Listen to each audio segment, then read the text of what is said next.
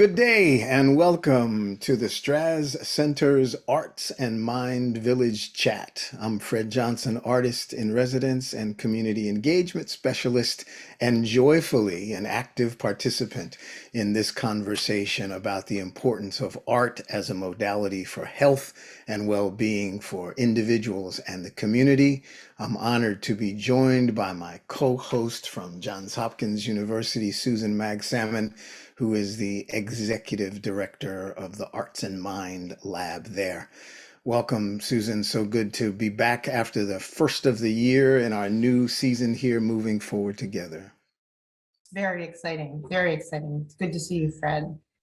Excited to be joined today by other members of our Arts and Mind team from the University of South Florida and the Parks Institute.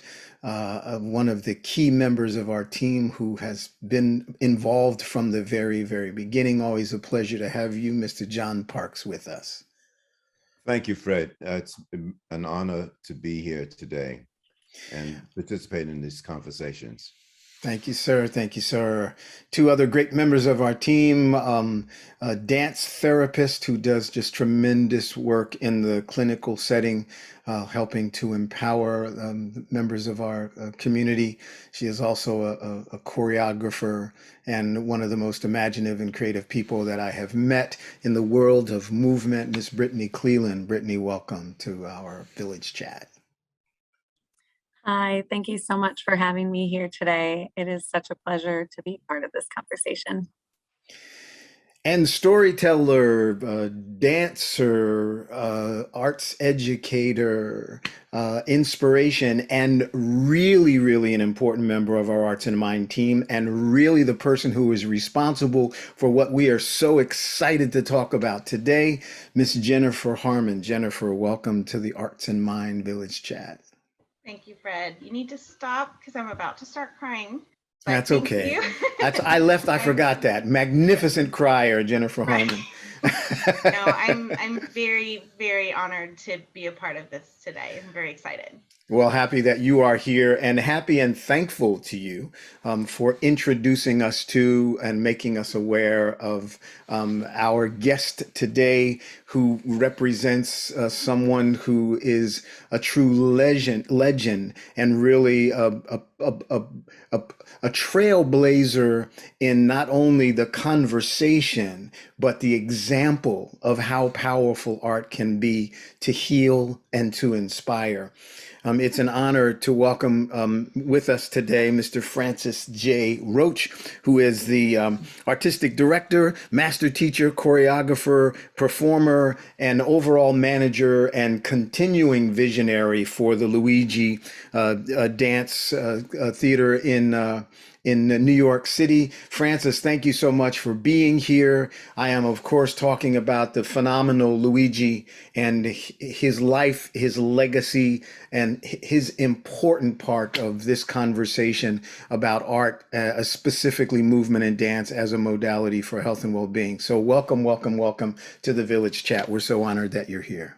Thank you so much. It's an honor to be here, and it's an honor to see Fred and Susan that you guys started a program like this to encompass not only the physical about dance, but the mental and the spiritual. And possibly it's always about the spiritual that leads and continues to evolve. And it's such a great program. Thank you. I'm honored. Oh, absolutely. It's our honor. And just to bring people kind of up to speed, if you haven't had the opportunity to follow this is our third season, our last two seasons. This is really a broad conversation about both the importance of the understanding from the artist's perspective of the importance of art as a modality for healing, combined with the understanding, the commitment, and the quantifiable evidence and information from really, really extensive science and research around the importance of art for our minds, for our bodies, for our spirits. so that it becomes sort of a shared conversation between the academic and scientific world and the artistic world as we offer what we have to offer to the world that helps to enrich the lives of all human beings on a personal level and on a communal level. And certainly Eugene Louis Fasciuto, known as Luigi, really was a phenomenal example of that. I guess our first thing is, Francis, tell us a little bit about you and tell us how you became connected to Luigi as we unfold Luigi's legacy here. Wow, thank you. Yes, I was always, I grew up in a small town in Northeast Ohio, and I was always a hyperactive kid. So my mother very smartly put me into a dance studio that was a friend of her daughter's. And I liked it, but I didn't like the discipline about it. I did the I don't know, 3 months of training, and then we did a recital. And then after that recital, people were going, "Hey, Francis, you're good." Well, I'm one of 12 children, and my parents didn't have a lot of time to individually work with all of us and care for us all the time. So any little extra talent or need or whatever, that got the attention. So I got some attention from being in a recital. So then the next year, I didn't do training, but that went on for about 5 years in a row. So I was about 7 or 8 until I was 12. And during all of that time, I was introduced to the art of jazz and ballet, which I absolutely hated, and modern and everything. And I just kept going back to more jazzier movements. It so happened that the 3 dance teachers that I was influenced by in a small town, all were doing the Luigi method in one way or another. You see, in 1961, Luigi was introduced to more of America, not only New York City, but more of America through a convention called Denny Hochter's Dance Caravan. And they took teachers in jazz, ballet, and everything to conventions in Cleveland, or they went to Salt Lake City, or they went to Dallas. And at that time, they went ahead and also introduced small booklets. Well, this is the ballet method used by Mary Jane Smith that you just took her class. You can buy it. Well, what this did was, for America especially, is the small town teacher did not have to go and travel to New York City and you know, just try to go through all the studios that were up there. This became a kind of package where you could go home with material. And many people learned like this. So my dance teachers learned like that, and then they passed it on to me. They passed it on to, I don't know if you know this name, Susan Stroman, to Jerry Mitchell. I mean, these are director choreographers, world renowned. They got started at these dance conventions because of their teachers. And so I want to show you here in the corner, and it usually sits here in the corner anyways. I don't know if you can see this gold album, We but can, Luigi yeah. was given this gold album because his album for his music sold and sold and sold. So since 1961, the product has been out there in some shape or form, and that's how I was influenced by it. One convention when I was 15 years old, I was brought to, and Luigi was the teacher, and then someone did ballet and that kind of thing. So from that time, I could very tactfully and physically see that, hey, you know, that's a male dancer. That is a male dancer. Before I was exposed to females. And with growing up in American television, with the Carol Burnett show or the Jackie Gleason show, you saw more females doing the dancing, you see? So what really rocked my boat was my favorite musical. Now, we only had 3 channels in America when I was growing up. My favorite musical would come on every year, and it's called White Christmas. Well, my head exploded when I found out that Luigi was in the ensemble of that film, White Christmas. So that drove me to continue to dance. And I thought I was going to go to college after 18. I didn't have enough money. So I tried New York City for 2 weeks. And I came and I took classes at Luigi's and Albanelli's and everywhere. And I just kept going back to Luigi. And so I never went back to Ohio at the age of 21. That's how I'm here. Beautiful, beautiful. So let's talk about Luigi, especially from the perspective of healing and understanding the power of the art, the power of that inner determination. So can you share with us Luigi's story? Primarily, Luigi's story is very, very hard to capsulize is what I'm trying to say. Sure. And this is what I wrote some notes because I knew that you were going to be asking some questions, and I didn't want to go on and on like I've already gone on and on, Susan, I'm sorry. But point being is I wrote this. Originally from Steubenville, Ohio, he made his debut as Eugene Louis Viciuto in a tight-knit Italian-American family that loved to tell stories, dance, and sing with each other. They recognized that Eugene had those talents naturally and greatly supporting him to perform. As a kid, he willingly won prizes for the family at amateur contests. Oh, you need a little singer? Okay, you need a little tap dancer? And all of this was innate in him. And he became then, at the age of 13, during all that time he was winning contests, at the age of 13, the main singer with the Bernie Davis Orchestra. Now, the main singer before him was Dean Martin. Yeah, and Dean Martin left Steubenville. And so here he was 13 years old. And after he was drafted into World War II at the age of 17, Eugene received the GI Bill of Rights and, along with having a straight A average in school, was accepted into college to become a lawyer. But his siblings strongly told him to get into show business.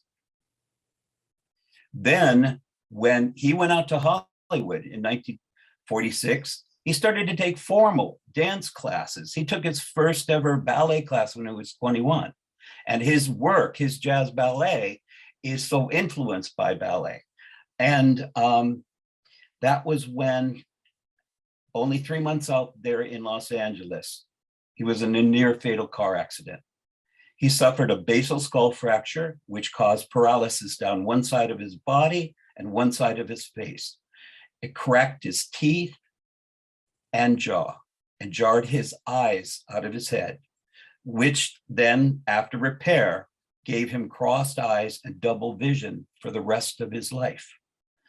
Within deep coma, an inner voice told him, "Never stop moving, kid, or you'll be dead." When he regained consciousness months later, doctors told him he'd never walk again. And so it was from this point that he found a way, because he heard that inner voice, to continue to move. And am I accurate in saying that what he began to do was develop techniques and ways from listening to that inner voice and from really being connected to that, to he began to develop stretches and exercises and ways so that he could really find his way forward, and in fact not only found his way back to walking, but found his way back to being a performer, a choreographer, and ultimately establishing this jazz studio in New York City. Is that correct? You're 100% correct. And this car accident happened to him in 1921. I'm 46. He was 21 years old. And at that time, physical therapy for people that were paralyzed, he said, they would put this little machine on my hand. I couldn't move my hand, and then it'd vibrate, and then half an hour later, my hand still wasn't working. So physical therapy, all kind of physical arts that exist today did not exist in 1946. You Mhm. see? So with determination, he said, either I lay here for the rest of my life or I try to do something. And so on his own, in that hospital bed, after that, he started to work slowly with everything from the inside. He had one side that was stronger than the other because one side was paralyzed. Mhm. And he says, I'm not just going to work out on this side, I'm going to work out both sides equally. And I feel that that's fantastic that he thought to do that, and not just concentrate on the paralyzed side, Mhm. because he was working both hemispheres of the brain. Mhm. Wow. And that's very important to do that, not just work on the problem, work on the whole body. And so that's what he founded. And primarily, he had known, going out to Hollywood, he thought, well, he was known as a singer back in Steubenville, as I stated earlier, but also he would tap dance in between. He was a very natural acrobat. He could do splits and back walkovers and that kind of thing. So that's part of the reason why the family pushed him into show business. Mhm. And so he loved doing that. He loved doing that. And he thought when he was going to go out to California that he would make it maybe as an actor, an entertainer that did all of that stuff. Mhm. Well, with a paralyzed face, he had a crooked smile. Mhm. He's only 21 years old. He had a crossed eye. You're going to look in a movie camera? He knew that wasn't going to happen. He said, but I'm going to dance. And that's his determination, is why we're here today. I wonder if this might be a great time to show the film, which is about 7 minutes long, and then come back and the panel can ask some questions and things, because I think we've got a really beautiful overview. And thank you, Francis, for that. So let's take a look now at this. I think it's a PM magazine edition of the story of Luigi. We'll take a look at that now.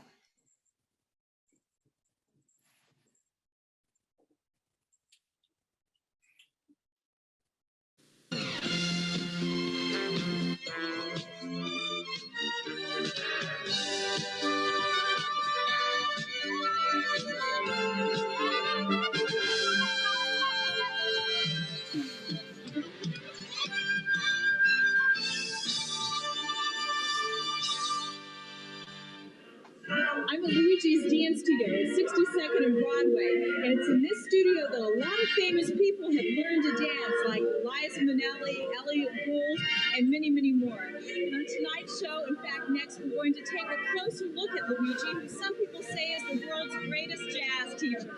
5, 6, 7, go.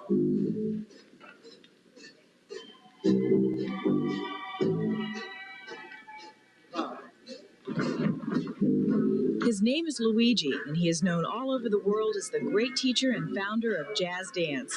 He has taught stars like Liza Minnelli, Goldie Hawn, Valerie Harper, Elliot Gould, and even Good Morning America's David Hartman. His name may not be up in lights, but his students are. He is the teacher of virtually every Broadway musical dancer: West Side Story, 42nd Street, A Chorus Line, and Dancin'. Hundreds of students flock to his New York City studio from all over the world: England, Italy, West Germany, Africa, South America, Japan. How did he become world famous? Well, Luigi's story is an inspiration, and it all started very early. So when you were first born, your father said you were going to be a dancer? Valentino. That was his dream of me to become a Valentino. I did nothing but sing and dance from the time I was able to walk. My brother coached me. My brother Tony brought me down to the basement and coached me all the things that he's learned by going to the movie. When Luigi was 5 years old, his father was killed in an automobile accident. That left his mother with 8 children to raise. We were all very, very close family. We had dinner every night together, and each one of us did something to bring home a penny. I'd be the amateur contest winner or loser. My one brother would be shiny shoes. Another brother would be in the tailor shop. Then, after serving in the Navy, he went to Hollywood to make a name for himself. And that is when the turning point in his life occurred. On a rainy December afternoon, Luigi was in a horrible car accident. For weeks, he laid unconscious from a skull fracture, and the doctors said he would die. I had no idea that I was going to be paralyzed, my right side of my body, my eyes, my face. I had no idea. I just wanted to dance so bad. So I worked on things that I used to do and improved upon them. And this ended up my walking again, dancing again. Little did many people know that I was still slightly paralyzed. Like, for instance, Gene Kelly was wonderful to me and got me my first big break at MGM on the town. He used me in American in Paris. He used me in Singing in the Rain. It was during this period in Hollywood that Luigi realized that his eyes would be permanently crossed and performing would be difficult. So he turned his efforts towards teaching. Now, Luigi rehabilitates others through his dance technique. 6 years ago, I was in a car accident, and both my legs were shattered, my ribs were broken, my jaw was broken, and I was in the hospital for 3 months in traction, and then in a cast for 3 months on crutches. And as soon as they took the cast off, I came up to Luigi's for therapy. What did the doctors tell you? They said that I would probably walk and I would never dance again. Keep your head down. Look at that arm. It's fantastic. Look how it's on the straight, Roy. It's terrific, sweetheart. Roll up. Another student came to Luigi after a stroke. I was paralyzed 100% on my left side. And how did Luigi help you? He's helping me get in touch with my inner being. He gave me the ability to find the peacefulness within me that's helping me to be able to flow my feelings through the spasticity. And what can you do now? I can dance. And how's that make you feel? I can't even describe it. It's incredible.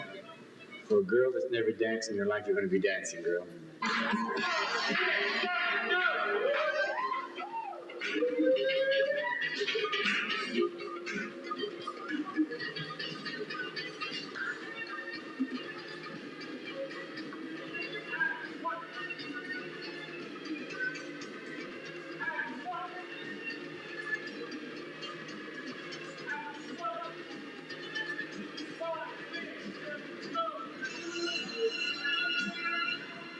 Luigi's life is his dance and his school.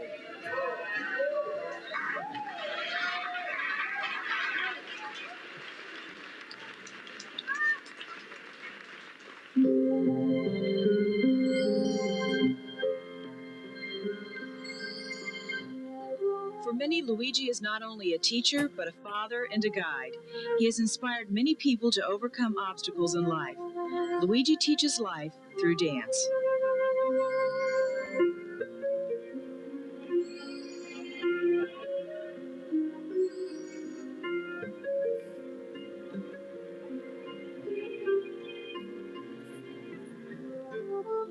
I feel so happy when someone is helped. When somebody, they don't give up. They keep trying and a little at a time, rather than forcing it all one day. I've seen so many people want to walk out of class the first time. They say they'll never be able to do it. And when I say to them, look, take your time, and you'll eventually do it all the way.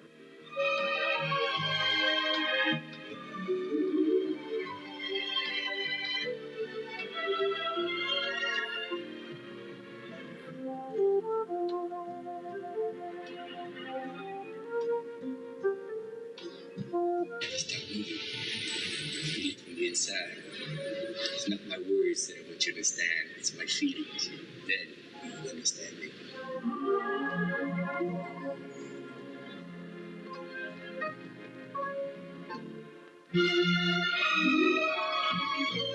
So you can see that Luigi is not only a great dancer, but he's an incredible human being also. Now, what was the step we're learning here? Right leg and 1, 2.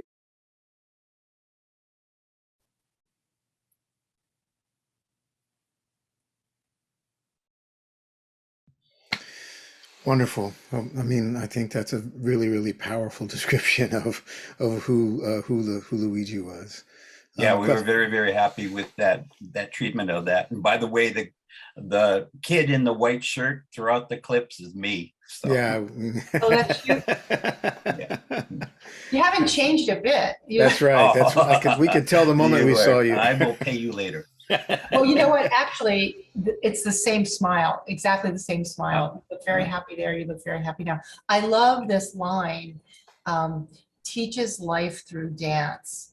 I mean, that's just it right there. Amazing. Like just an amazing story. And that was, you mentioned physical therapy, but you know, even now, dance has not been incorporated, or arts have not been incorporated in rehabilitation the way that he has certainly done it and seen those miraculous changes. And I think that is changing, but I don't think that rehabilitation is there yet. And, you know, stroke is such a difficult thing to recover from, paralysis. And it's so difficult, just adherence, the wanting to keep practicing those kinds of therapies. So, I mean, this is just as valid today as it was when that was made 30 years ago. It's really amazing. Yeah. So Francis, at the studio now, does that element continue on? I mean, are there elements of creating choreography and creating dance, but is at the forefront still this inspiration towards the utilization of movement to help people to heal and strengthen and unite with others? Yes, thank you for asking that. That's a great point because yes, we're all about technique. The warm-ups are designed to be warm-ups, not designed to be kill yous. It is not about losing 5 pounds. It's about feeling from the inside. These are all points that he made. I'm very blessed that I was able to take his classes for pretty consistently for 38 years. And I'm still learning from him because as I am doing his warm-up, the way that he created it, and it wasn't always created the same way that he left it to us. It evolved very much like George Balanchine's Nutcracker. There's not one version. He evolved. He changed it every year that it was ever produced. So Luigi did that because he said that, I don't know whether you've ever seen the logo of Luigi, but primarily the Jen, do you have it, the logo on your shirt? Okay, so basically the silhouette with the white, that is world famous, okay? And that is that he is stretching that arm out to hide the paralyzed side of his face. Well, he did that, but then he said, my shoulder hurts, my wrist hurts, my elbow hurts. So now he left me with the adjustments, the tweakings that he did for the technique.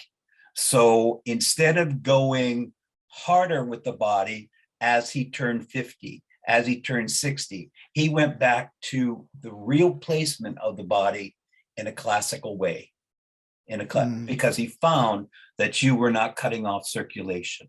Right now, if everybody sitting lifts their shoulders, you're cutting off circulation. If you stretch your elbow too hard, you're forcing that, you see? And so all of those movements that you see him doing, he was about 60 years old, by the way, when that was shot.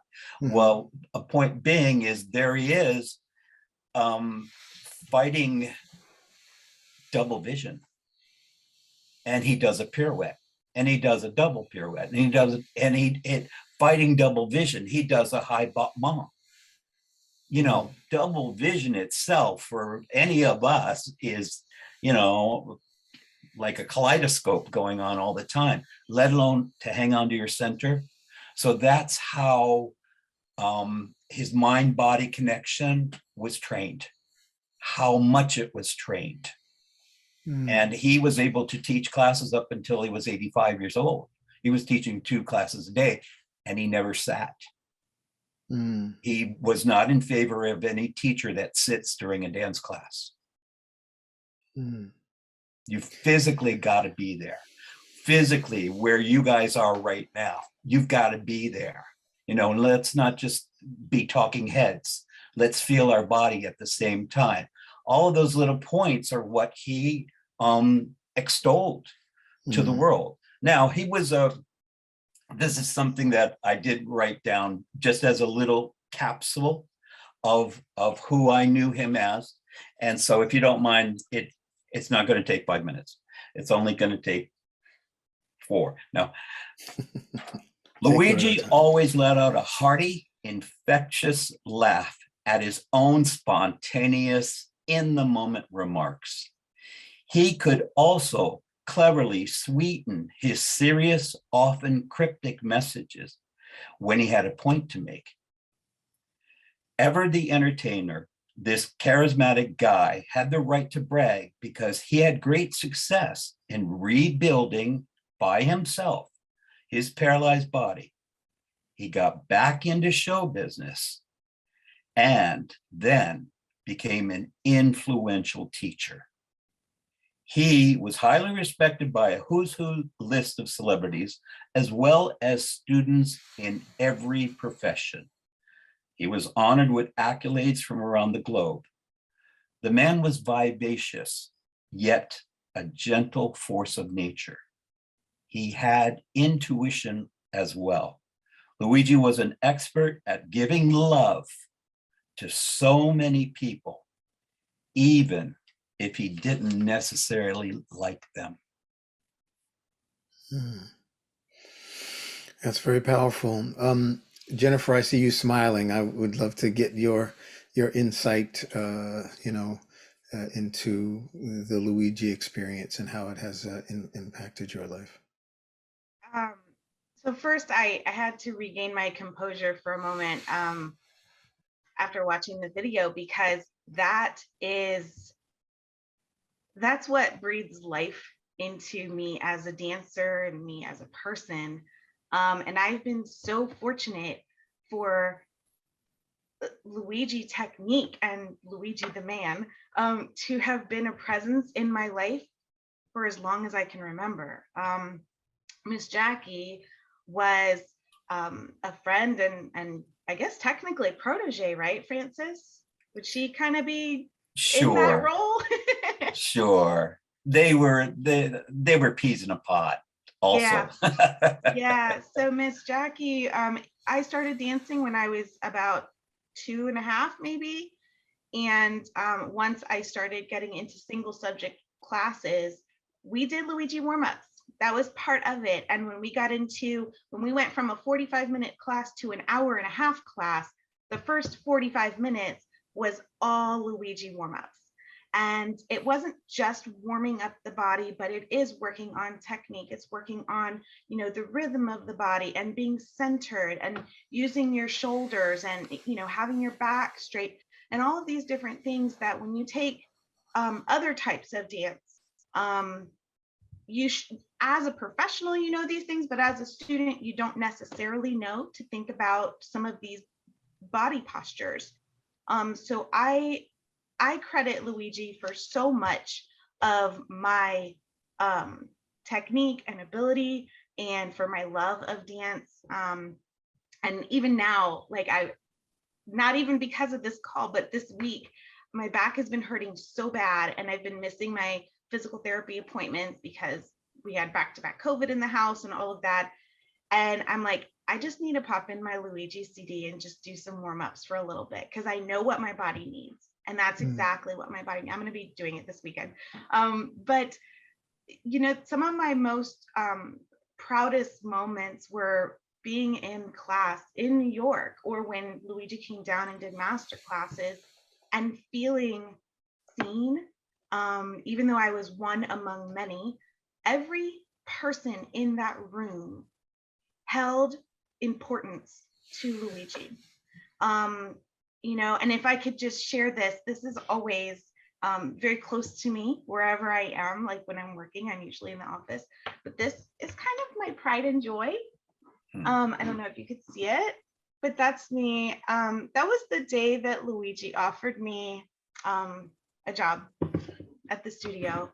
And, like Francis, where you said, no, you weren't ready to move to Florida. I wasn't quite ready to move to New York. I think I was 17 in that picture, but that moment in time is just so precious to me. And that's kind of what got me a little clumped during this video presentation, because it just kind of brings it all back of being in the studio room and hearing his voice and watching the movements and trying to emulate that. So see, now I spoke longer than 5 minutes. That's all right. That's okay. It's important because it is kind of an emergence of a journey with a technique, but also a journey with the heart, which I think is really, really important.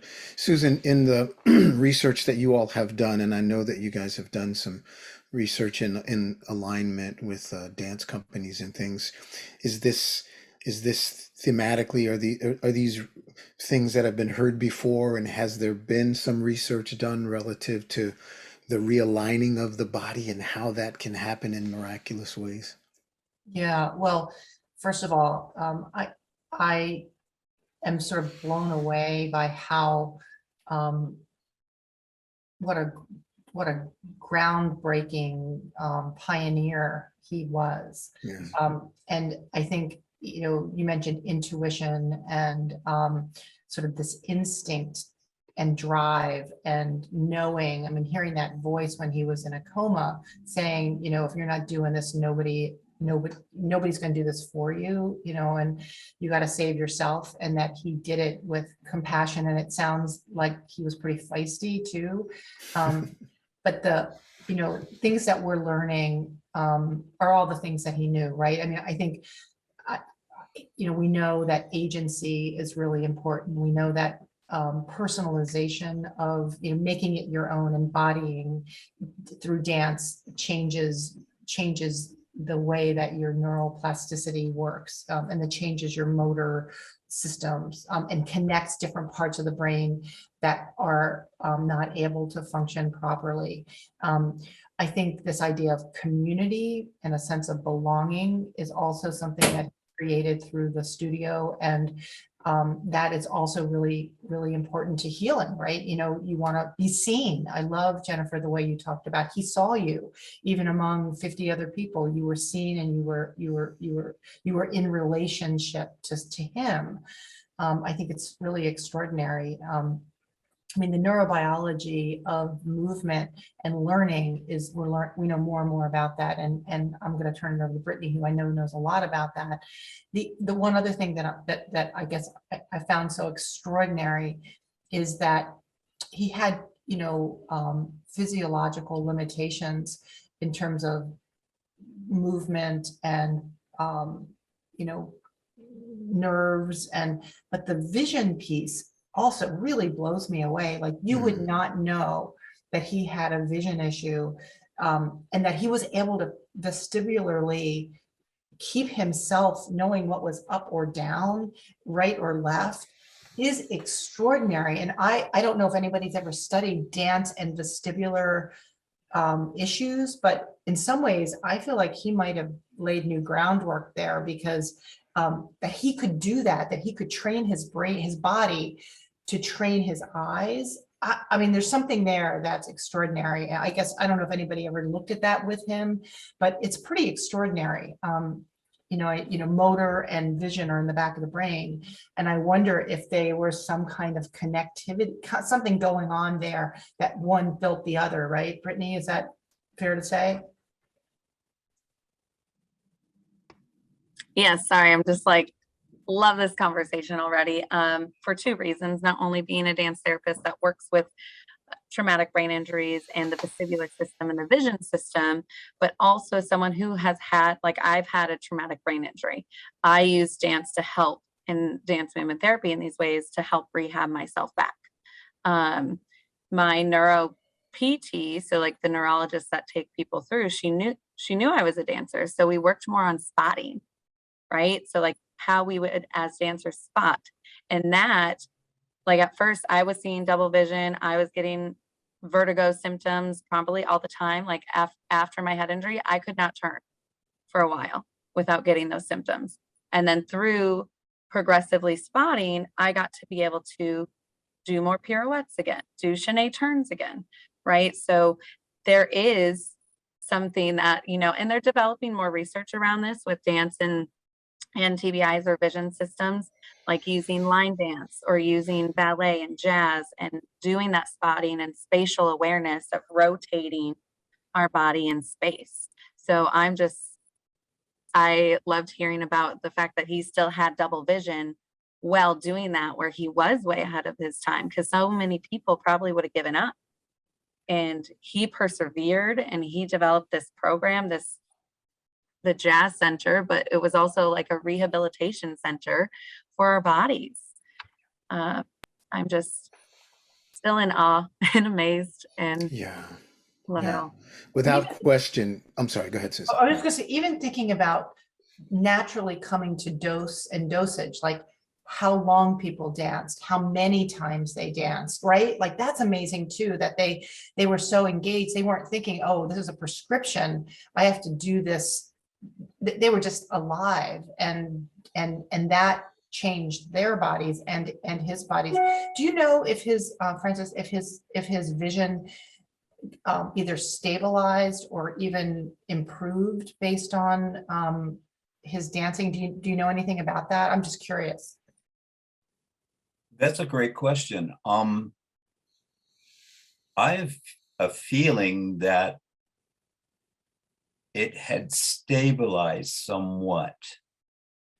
And then when I met him, he was 52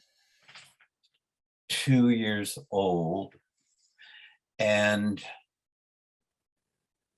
I know that sometimes when he was teaching class at the age of 82, we would go to dinners, and sometimes he would reach for a glass, but the glass wasn't there, the glass was here. And so I saw that possibility of tiredness. He knew that it was there. His eyes knew that it was there somewhere. And then just, I remember being blown away going, wow, he's always done this. He's probably always done this, but had sharper capabilities when he was not as tired. Yeah. That's how I took it. What a phenomenal example. I think you're right, Susan. I mean, I think that there was that voice within Luigi that says, you got to move. That was a divine, that was an inner divine proclamation. And I'm sure that what he lived into foundationally is like an encyclopedia of, a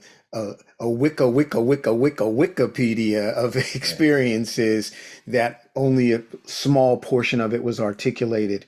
But I believe that it felt like in the film, people were drawn to him because they could feel a sense of his knowingness, and that inspired them, because it's always important. I remember a physician once said to me. Fantastic. Now, in that vein, Fred, the people that were in that film, or let's say it was even 20 years earlier than that. He started teaching in New York City in 1956 when he was brought from Hollywood to be in a Broadway show.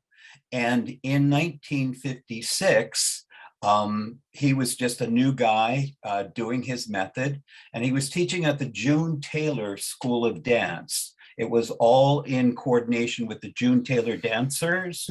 Sure. And also on the faculty was Carol Shook. He was teaching ballet, and his assistant was Alvin Ailey. And that's when Alvin started to take class with Luigi. And Matt Maddox was there teaching class.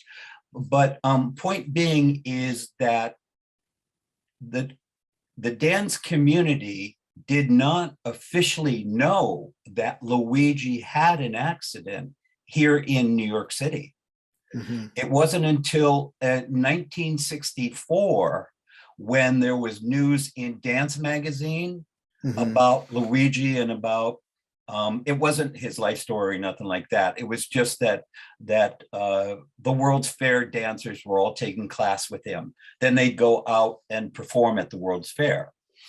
Well, point being, slowly, Luigi said, I started to get people coming into my class going, wait, you were in an accident? They just thought that that was a lazy eye. And he didn't explain to the masses. Now, I'm talking about that film that was just shown. Probably half of those people in that, and this was in the 80s, in that studio that day, still had no idea that he had gone through an accident. Wow. So Yes, exactly, yeah. Fred, what you were saying, they were drawn to him.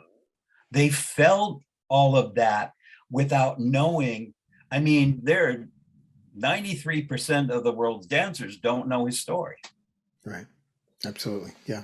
John, Yeah, you were going to say? I can really attest to that. I took his class around 1962, and I think I took 2 or 3 classes with him, and I did not know what I know now, and and what I knew years later. I think that people have to realize the power of Luigi, and the kind of competition and the wealth of and the depth of dance in New York during the time that he was there. For him to have risen to the stature that he had gotten to, with, I mean, we talk about Carl Shook. Carl Shook was the ballet master for Arthur Mitchell. He trained Arthur Mitchell's dancers. He was, of course, Alvin Ailey had, eventually had his own company. But these are the beginnings of modern dance and of jazz dance and of ballet in this country. And for Luigi and Matt Maddox, who went to Europe, and was trained by Luigi. It's just phenomenal. I'm sorry, I'm just getting all compliant myself, because that just hearing the stories and watching Luigi and using and doing, and these gestures and movements that he had are legendary. It's legendary. These are things that I do in class, not even realizing where I got it from. And I mean, that's how iconic his movement is, and his training is, because he taught students, and students taught other students, and this and that, and it just kept on snowballing to the point now that people are doing works of Luigi's technique and not even know what the origin of it is. I certainly did not know that I thought he had a lazy eye. I did. But I did not know that he was in a car accident, that he had traumatic brain injury, that he was paralyzed. You could not see that. Wow. You could not see that in his movement, in his teaching. His speech was even clearer. If you were paralyzed and one side of your face, but it's just incredible. It's just absolutely incredible. I am, thank you, Francis. Wow. That's Yes. all I have to say. Thank you, because that was a time when there were new beginnings in dance, and in theater, and especially also in terms of musical theater. And his film work was quite inspiring. And so for Luigi to be the catalyst for that, and the catalyst in the beginnings and on the ground floor of what we now think as, we know as legitimate theater dance, was just amazing, just incredible. Yes, yes. Francis, thank you so very, very much. This has just been a phenomenal time together. We could probably go on for 2 hours, but unfortunately, we aren't able to do that. But deep, deep thanks to you. I hope that those who see have the opportunity to see this the time that we've spent together will rush to New York City to be at the Jazz Center.